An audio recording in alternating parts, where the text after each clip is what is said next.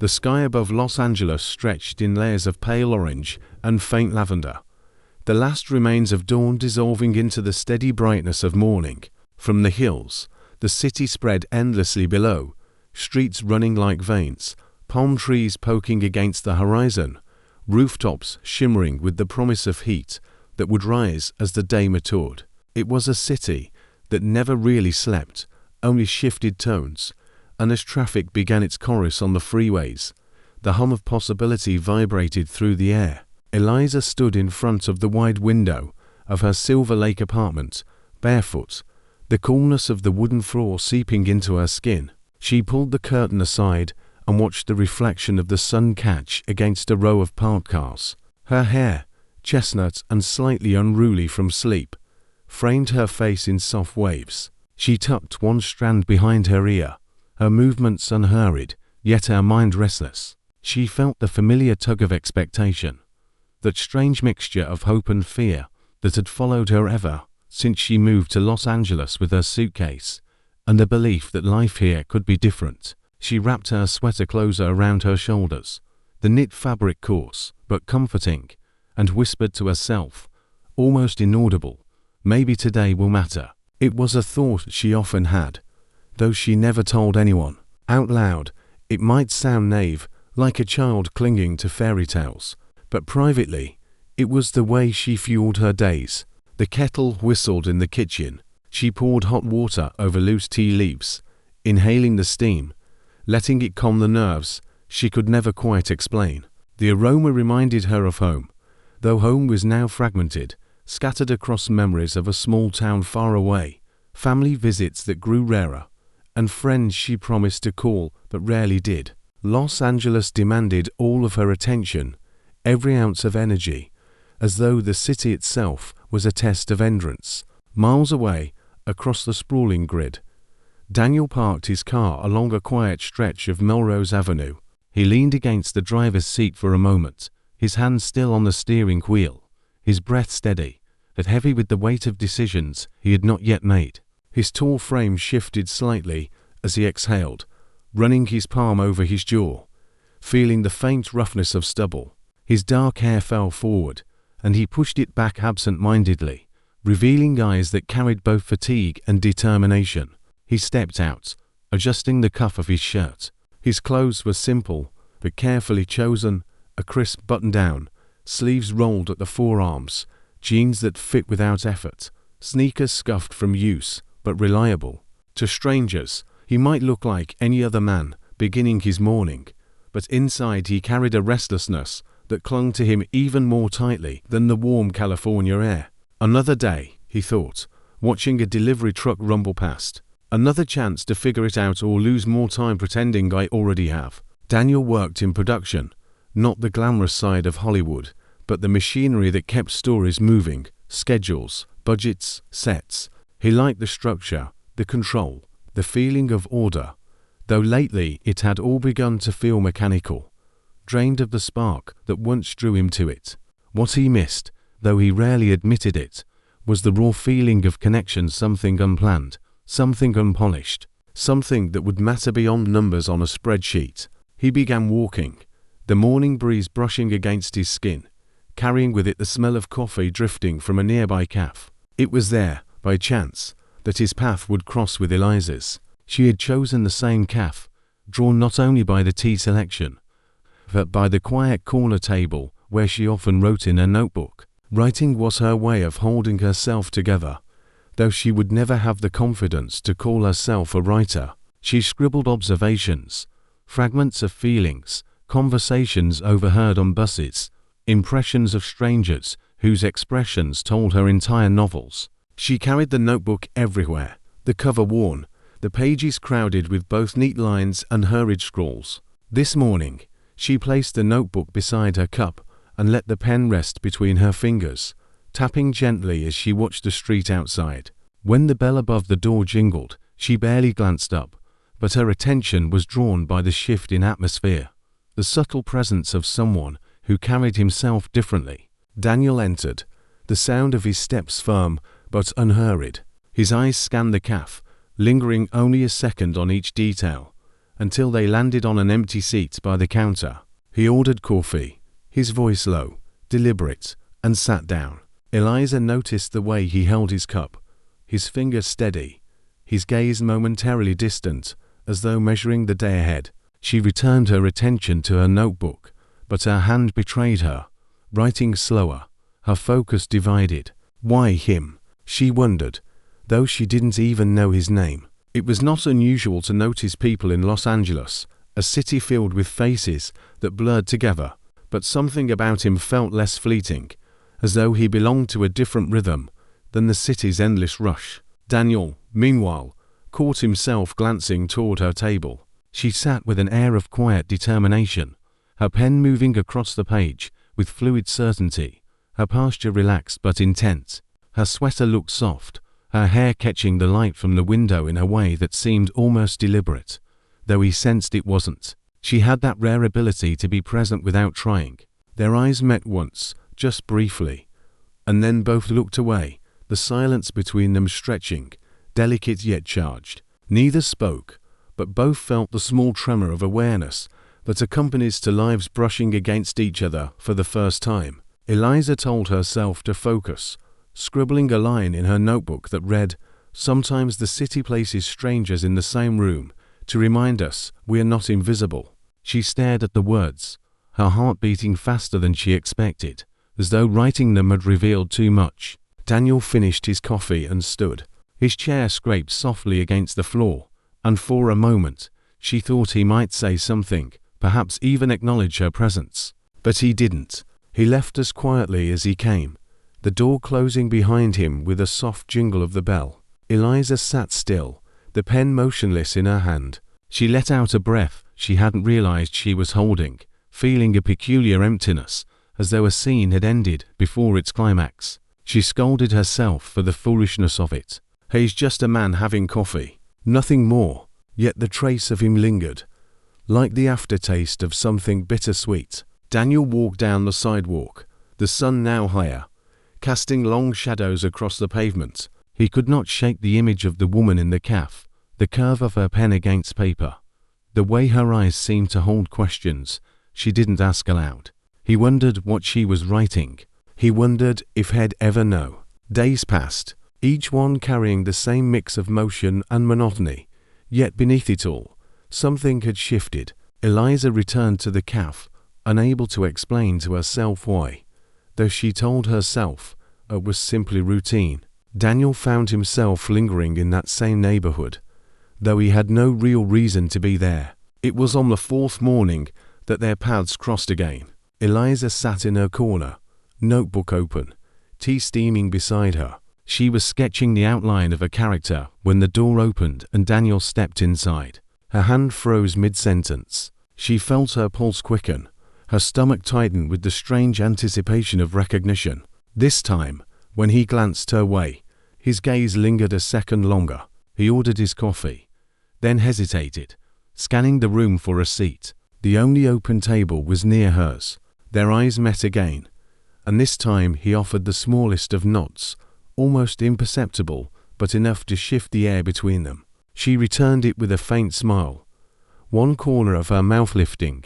It felt foreign, daring, but also right. Daniel approached. "Mind if I sit?" His voice was steady, warm, not intrusive, but quietly certain. Eliza gestured to the empty chair. "Of course." He sat, placing his cup on the table, his movements measured, careful, as though aware of the fragility of the moment. Silence lingered before he spoke again. "You write?" He nodded toward her notebook. She hesitated, her instinct to deflect rising, but something in his tone genuine, without pretense, disarmed her.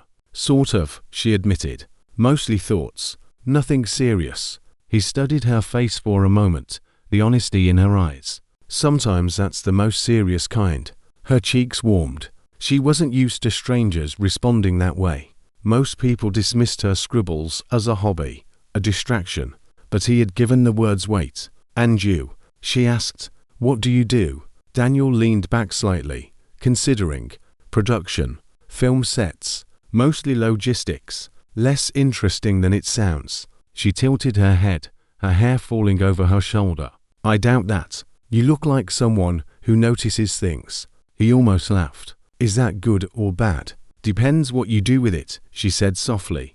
Their eyes held again, the silence stretching, not uncomfortable, but layered with possibilities. Each felt the hum of something unspoken, a recognition neither could yet name.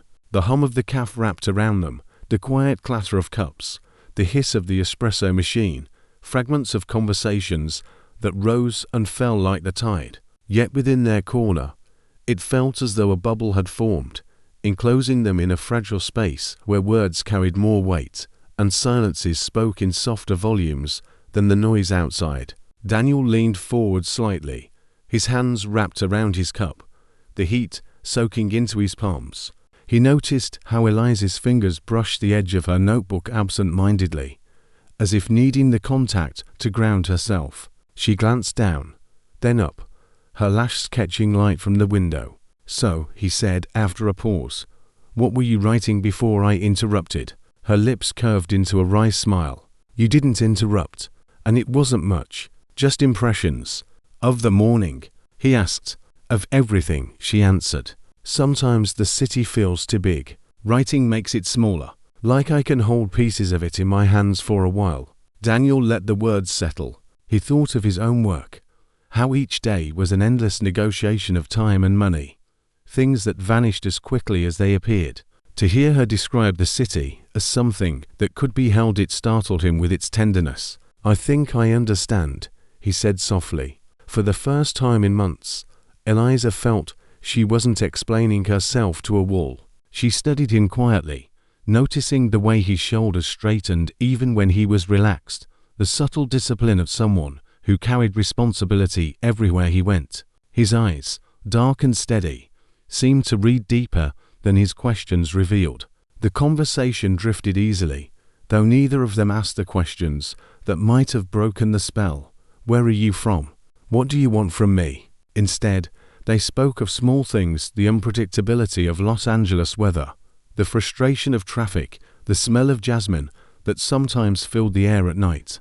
And beneath it all, an unspoken thread wound tighter, binding them in the simplicity of being present. When Daniel finally stood to leave, he hesitated. His hand hovered near his keys, his gaze catching hers. Maybe I'll see you here again. Eliza nodded, her heart thudding with a rhythm she didn't want to admit. Maybe. After he left, she placed her palm flat against the notebook, as if sealing in the moment. This matters, she thought. I don't know why yet, but it matters. Over the next weeks, the cafe became their meeting ground, though neither of them said it aloud. Sometimes they arrived together by accident, sometimes one waited, pretending not to wait. Their conversations deepened, yet remained wrapped in a veil of restraint, as if both were afraid of exposing too much too quickly. Eliza shared fragments of her writing, a few lines that she once would have hidden. Daniel listened carefully, never dismissing, never trivializing. He offered thoughts that surprised her, interpretations that felt like echoes of things she hadn't known she wanted to say. Daniel, in turn, spoke of his work, the relentless pace of production schedules, the constant dance of compromise. She saw how his voice carried both authority and exhaustion, and she wondered how often anyone asked him what he truly wanted. One evening, as the city began to glow with the soft amber of streetlights, Daniel suggested they walk. The air was warm, but gentle, the kind that softened the edges of buildings and made even the cracked sidewalks shimmer with possibility. They wandered without direction, past murals splashed with color, past storefronts still open, music spilling from their doors. Eliza felt the brush of air against her bare arms, every movement heightened by the closeness of Daniel's presence beside her. Their shoulders nearly touched, and each time their steps aligned, she felt a quiet electricity ripple through her. He noticed too, the nearness, the rhythm, the way her gaze lingered on small details of the street, as though they were worth memorizing. He resisted the urge to reach for her hand, not out of doubt, but from a desire to let the moment ripen on its own. At a crosswalk, waiting for the light, Eliza glanced at him. Do you ever feel like the city swallows you whole? All the time, Daniel replied, but sometimes it feels like it's giving something back. She held his eyes for a heartbeat longer than usual, her pulse quickening. Like now, his mouth lifted at the corner, subtle but undeniable. Like now, the light changed, and they stepped off the curb, the current of traffic pausing for them. For Eliza, the world seemed to hold its breath in that moment. Days blurred into weeks, and with each encounter, the walls they had built around themselves began to soften. Eliza found herself laughing more, her voice freer, while Daniel felt the tightness in his chest ease each time he sat across from her. Yet neither spoke of what it meant, of what they might become. Los Angeles was a city of fleeting connections, and both feared naming something too soon caused it to vanish. One Saturday morning, Daniel suggested they drive. No plan, he said, just the city. Eliza agreed, siding into the passenger seat of his car. The leather seats were warm from the sun, the faint scent of coffee lingering from earlier. She buckled in, brushing her hair back, and for a moment their eyes met, a flicker of anticipation passing between them. They drove through downtown, the skyline gleaming, glass towers reflecting the vastness of the sky. They wound through narrow streets filled with markets, music pulsing from speakers, colors exploding in murals and signs. Eliza leaned her head slightly against the window, watching it all rush past, feeling as though she were being carried, not just through the city, but through some unfolding story she had longed for without knowing it. At Griffith Park, they parked and began to walk uphill. The trail was dusty, the air thick with the scent of earth and sage. Daniel's stride was steady, his posture relaxed yet purposeful. Eliza's breath quickened with the climb, but she welcomed the ache in her legs, the tangible reminder of motion, of being alive. When they reached a clearing, the city stretched beneath them, endless and shimmering. The sun dipped lower, painting everything in molten gold. Eliza stood still, her chest rising and falling, her hair clinging lightly to her skin. She felt Daniel step beside her, his presence solid, grounding. "It's strange," she said quietly. "From up here, it looks peaceful, like all the chaos disappears." Daniel nodded. "Maybe that's why people come here, to believe it's all manageable, that it makes sense." She turned toward him, her eyes searching. "Do you believe that?" He hesitated, then shook his head lightly. "Not really, but right now it feels like maybe it doesn't need to make sense." The words hung between them, vulnerable, unguarded. Eliza's hand brushed against his, the lightest contact, a question more than a gesture. Daniel didn't move away. Instead, he let his fingers shift, slow, deliberate, until they rested against hers. Her breath caught, the world narrowing to that single point of touch, the warmth of his skin, the steady strength of his hand, the way it made her entire body aware of itself. She curled her finger slightly, allowing the connection to settle, fragile yet undeniable. They stood like that for a long moment, the city sprawling beneath them, the sky deepening into shades of crimson and violet. Nothing more was said, but everything had changed. That night, back in her apartment, Eliza lay awake, the echo of his touch still pulsing through her. She thought of the way his eyes softened when he looked at her, the way silence between them felt less like emptiness and more like understanding. She pressed her fingers against her palm, as if trying to hold on to the memory of warmth. "Don't lose this," she whispered to herself in the dark. "Don't be afraid." Daniel, alone in his own space, sat at his kitchen table, a glass of water untouched before him. He replayed the moment on the hill, the feel of her hand, the simplicity of standing side by side without needing more. He realized how long it had been since he felt that kind of stillness with another person. It unnerved him as much as it steadied him. "Am I ready for this?" he wondered. "Or will I ruin it before it even begins?" Yet despite the doubt, he felt a quiet certainty growing, like the first roots of something fragile but determined pushing into the soil. In the days that followed, they moved closer without speaking of it. Their hands found each other more easily. Their laughter came quicker, their pauses heavier with meaning.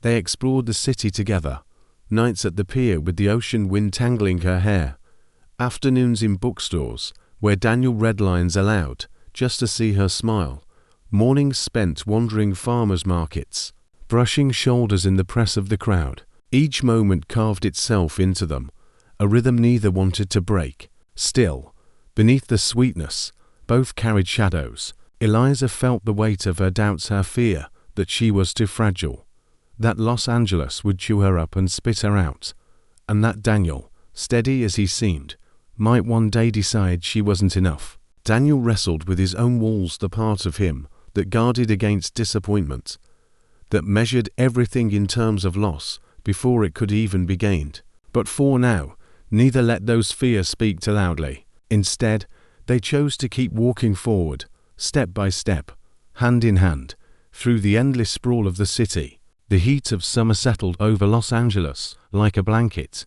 thick and unyielding, pressing into every street and building, until even the air seemed to shimmer with fatigue. Yet in the midst of it, Eliza and Daniel moved through the city as though the weight of the season could not touch them. Their routines had become a quiet choreography, meeting at the cafe without arranging it, sharing glances that carried entire conversations, walking streets neither of them had explored before. What had begun as coincidence was now something else entirely, though still unspoken. One afternoon, they drove along the Pacific Coast Highway, the ocean unfurling beside them, endless and bright. Windows rolled down. The salt air rushed into the car, tangling Eliza's hair into loose waves, carrying laughter out into the open sky. Daniel's hand rested on the steering wheel, steady, but his other hand brushed against hers on the console between them. Neither moved it away. The road curved endlessly forward, as if promising them a future they could almost touch. When they stopped at a small overlook, Eliza stepped out first, the wind catching the fabric of her dress. She walked to the edge, the vast horizon stretching before her, waves colliding against the cliffs below with a rhythm that felt eternal. Daniel joined her, his presence grounding even as the expanse threatened to overwhelm. "It feels like the edge of the world," she whispered. "Or the beginning of it," he replied.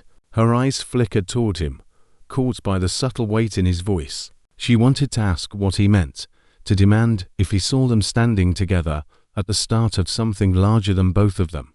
But the words remained lodged in her throat, fear and longing colliding, until silence seemed safer. Back in the car, the quiet between them deepened, not heavy, but charged, as if the city itself had paused to listen. Daniel gripped the wheel a little tighter, fighting the urge to say what had been pressing on him for weeks, that he wanted her, not in the fleeting sense that the city so often encouraged, but in the enduring way he had almost forgotten was possible. Yet even as the thought rose, so did another what if she doesn't want the same. Eliza sat with her hand resting close to his, her fingers twitching, though pulled by some unseen current. She thought of the hill at Griffith, of his hand closing over hers, of the quiet certainty that moment had brought. But certainty was a fragile thing in her world, and she had learned too often how quickly it could shatter. So she, too, kept silent, and the car rolled on. That night, alone in her apartment, Eliza wrote furiously, pages spilling with words that circled the truth she couldn't yet speak. She wrote of horizons, of hands brushing but not holding, of voices heavy with unsaid promises. She wrote until her wrist ached, until exhaustion pulled her into sleep with her cheek pressed against the notebook. Daniel, miles away, sat on his balcony with the city spread beneath him, lights flickering like constellations. He turned his phone over in his hand, debating whether to call her. The desire was sharp, almost painful, but beneath it was fear that his voice would betray too much, that the line between them might fracture under the weight of honesty. He set the phone down, leaning back, and stared at the skyline until it blurred. Weeks slipped by, the rhythm of their closeness continuing, deepening, yet always hovering on the edge of something unnamed. The city seemed to conspire with them, offering endless backdrops to their story. Late-night drives through neon-lit streets, quiet mornings in hidden gardens, crowded evenings where their nearness was a secret only they shared. But unspoken truths have a way of demanding space. One evening, after a long day that had left Daniel drained, they sat together on Eliza's small balcony. The night was warm, the air heavy with the scent of blooming night jasmine. She handed him a glass of water, and he took it, their fingers brushing briefly. "Daniel," she said softly, almost tentative, "do you ever wonder where this is going?" His chest tightened. He turned to look at her, the glow of the streetlight casting shadows across her face. "Every day," he admitted. Her breath caught, but she pressed on. "And," he hesitated, his mind racing with all the possibilities, all the ways his answer could change the fragile balance they had built. Then, slowly, deliberately, he set the glass down and reached for her hand. "I don't want this to be temporary," he said, his voice low but steady. "I don't want you to be just a part of the city I pass through. I want you to be home." Eliza's throat tightened, her heart pounding with a force that almost hurt. For a moment she couldn't speak, couldn't even breathe. The word echoed in her home, resonating with a longing she had carried for years, but had never dared to name. "I'm afraid," she whispered finally. "So am I," he replied, his grip on her hand firm, grounding. "But he'd rather be afraid with you than safe without you." Tears pricked at the corners of her eyes, unbidden. She squeezed his hand, the words she couldn't yet form trembling in the silence between them. For once, silence was enough. From that night on, something shifted. The unspoken was spoken, the weight of uncertainty replaced by the fragile strength of choice. They leaned into each other more openly, no longer hiding the depth of what they felt. The city seemed to change with them, its chaos softening, its vastness shrinking to a place they could navigate together. Autumn arrived, the air cooling, the days shorter. They walked through markets lined with pumpkins and spices, their hands linked without hesitation. They watched the city transform with lights and festivals, each event weaving itself into the tapestry of their shared story. Yet even with the joy, challenges pressed in. Daniel's work demanded longer hours, pulling him away, leaving Eliza staring at her notebook with words that felt incomplete. She battled old doubts, fears of being left behind, of being too much or not enough. He wrestled with the burden of responsibility, the weight of providing, of protecting something fragile in a city that devoured fragility. Arguments surfaced, not explosive, but edged with frustration. Missed calls, misread silences, moments where their rhythms faltered. One evening, after a particularly long day, Daniel arrived late to meet her, his shoulders tense, his jaw tight. Eliza greeted him with forced cheer, but the strain between them was palpable. "Why didn't you call?" she asked quietly as they walked. "I didn't want to disappoint you again," he replied, his voice sharper than intended. "You disappointed me more by saying nothing," she shot back, her chest tightening with the ache of it. They stopped under the glow of a street lamp, the city buzzing around them, indifferent. Daniel ran a hand through his hair, frustration simmering. "I'm trying, Eliza. I'm trying to balance everything." "I don't want balance," she whispered, her voice breaking. "I just want you." The words cut through the noise, raw and unguarded.